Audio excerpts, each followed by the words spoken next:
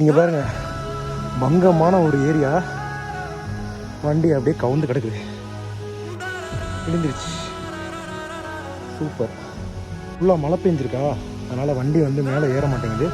நம்ம போக வேண்டிய ஹோம் ஸ்டே இந்த சைடு தான் இருக்குது. இப்போ கீழே போனாலும் வழுக்கும்.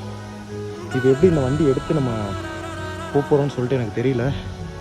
சுத்தங்க இதுதாங்க, ஃபுல்லாக கீழே விழுந்ததில் ஃபுட்ரெஸ்ட்டு உடஞ்சி போயிடுச்சு. இந்த வண்டியோட பீஸ் பாருங்க. இதுங்க நான் எப்படி இறங்குறேன் பாருங்க, அவ்வளோ செங்குத்துங்க.